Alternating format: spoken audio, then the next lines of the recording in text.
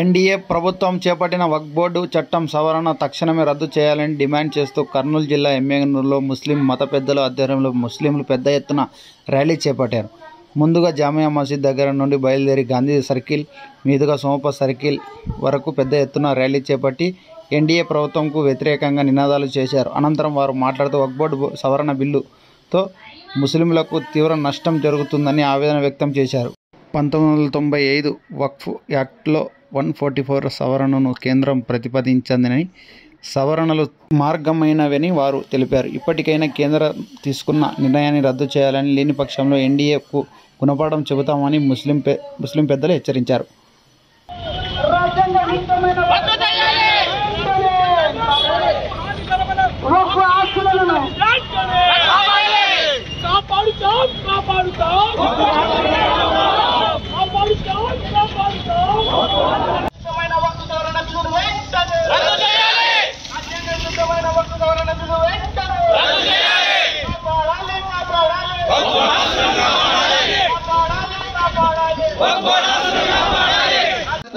Programme होगा, कोई भी साथी रह जाए.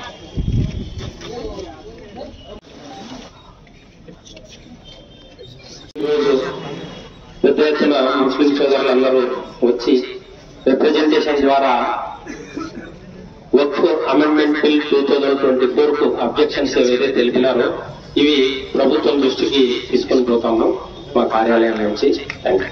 हुकूमत से ये है, मरकजी हुकूमत से ये है कि वो बिल जो वक्फ बोर्ड का 2024 अमेंडमेंट बिल वक्फ बोर्ड का जो लाया गया है तरमीमी बिल, हम उसके खिलाफ हैं.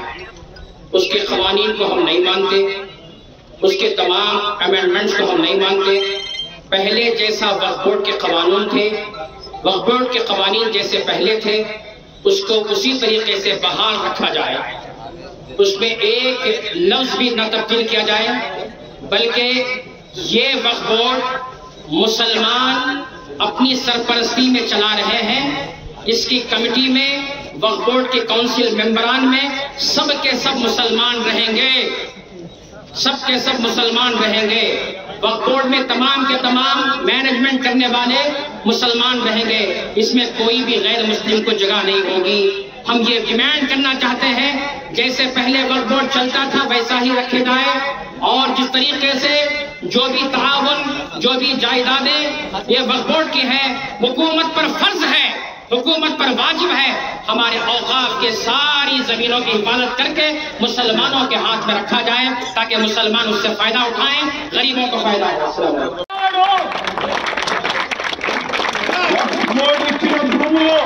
ఎవరబ్బ సొమ్ము కాదు, ఆనాడు పెద్దలు భవిష్యత్ తరాల బిడ్డలకు దాతృత్వం ఇచ్చినటువంటి భూములు ఈరోజు బిల్లులో సవరణ చేసి అన్య మతస్థులు అంటే నమాజ్ చేయని వాళ్ళు, ముస్లిం పద్ధతులు తెలియని వేదాలకు ఆ భూములు అంతకంటే ప్రయత్నం చేస్తున్నారు.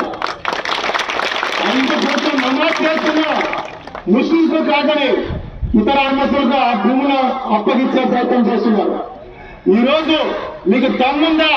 ప్రభుత్వాన్ని నేను ప్రశ్నిస్తున్నాను. లక్షలాది ఎకరాల మత్స్య భూములు ఆక్రమితమైనాయి, లక్షలాది క్రైస్తవ భూములు ఆక్రమితమైనాయి, లక్షలాది దేవదాయ భూములు ఆక్రమితమైనాయి. దమ్ముంటే వాటిని తీసుకొచ్చి ప్రజల సంక్షేమానికి ఉపయోగించండి. అంతేగాని ఈరోజు హిందువులు మహమ్మదుల మధ్యన చిచ్చు పెట్టేందుకు ఈ వక్ఫ్ బోర్డు ఆస్తుల సవరణ బిల్లు తెచ్చి మేమేదో హిందువులకు న్యాయం చేస్తున్నాం, మేము హిందువుల్ని మేము కాపాడుతున్నామని ఒక రాంగ్ రూట్ లో హిందువులు తీసుకుపోయే ప్రయత్నం చేస్తున్నారు. ఏనాటికైనా మహమ్మదీయులు, హిందువులు, క్రైస్తవులు అందరూ ఐక్యతగా రావాలి. అది గుర్తుంచుకున్నాం మనం. అభినందనలు చేస్తున్న మిత్రులారా, ఇవాళ కేంద్రంలో బీజేపీ ప్రభుత్వం మూడవసారి నరేంద్ర మోడీ నాయకత్వంలో ఏర్పడినటువంటి ఎన్డీఏ ప్రభుత్వం ఇవాళ పూర్తి స్థాయిలో మైనారిటీ ముస్లింస్ పైన పరోక్షంగా ప్రత్యక్షంగా దాడులను కూరుకోవడం జరుగుతుంది. ప్రధానంగా వాళ్ళ ఆలోచన అయితే పూర్వకు సంపాదించినటువంటి ఆస్తులను వక్ఫ్ బోర్డు ఆస్తులకు సంబంధించి ఆ చట్టాన్ని సవరణ చేయాలని చెప్పి 40 ప్రతిపాదనలు పార్లమెంట్ జేఏసీ జాయింట్ యాక్షన్ జేఏసీకి పంపడం జరిగింది. ఒకటే విజ్ఞప్తి చేస్తున్నాం, ఈ యొక్క ఆస్తులు ప్రభుత్వాలు ఇచ్చినవి కాదు. ముస్లిం మైనారిటీ అభివృద్ధికి, భాషా సంస్కృతికి, విద్యారంగానికి, ఆర్థికంగా ఈ యొక్క సామాజిక వర్గం బలపడాలని చెప్పి ఆ విధంగా ముందు చూపుతూనే భవిష్యత్ తరాలకు ఉపయోగపడాలని చెప్పి మనం ముస్లిం పూర్వకులు తమ ఆస్తులను, భూములు మొత్తం కూడా వర్క్ బోర్డు జమ చేయడం జరిగింది. అలాంటి వర్క్ బోర్డును విచ్ఛిన్నం చేసి అలాంటి ఆస్తులను కాజేయడానికి ఇవాళ బీజేపీ ప్రభుత్వం కుట్ర చేస్తుంది. ఈ కుట్రను ఎట్టి పరిస్థితుల్లో మనం సహించడం లేదని చెప్పి బీజేపీ ప్రభుత్వానికి ఒకటే విజ్ఞప్తి చేస్తున్నాం.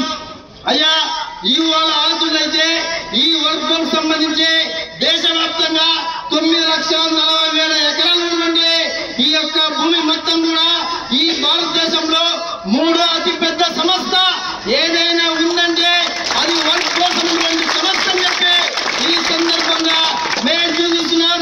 ఈ యొక్క బోర్డు సంబంధించి చెప్పింది 3 కమిటీలు సూచించాయి. రంగనాథం మిషన్ సిఫార్సు కమిటీ గానే, అదేవిధంగా పుట్ట సంబంధించి కమిటీ సిఫార్సు గానే, అదేవిధంగా రాజేంద్ర సంబంధించి కమిటీ సిఫార్సులో ఈ 3 కమిటీ సిఫార్సుల్లో మీరు తెప్పించుకుని మీరు చూడండి అని చెప్పి వాళ్ళ బీజేపీ నాయకులు మేము ప్రశ్నిస్తున్నాం. ఈ 3 కమిటీలు మొత్తం కూడా బడుగు బలహీన వర్గాలటువంటి వెనకబడి మైనారిటీ అభివృద్ధి పరచడానికి ఈ వర్క్ బోర్డు ఏర్పాటు చేశామని చెప్పి ఈ కమిటీలు సూచిస్తున్నప్పటికీ కూడా బీజేపీ ప్రభుత్వం ఏ మాత్రం ఆలోచించుకోకున్నట్టు ఆ కమిటీ సిఫారసుల్లో లెక్క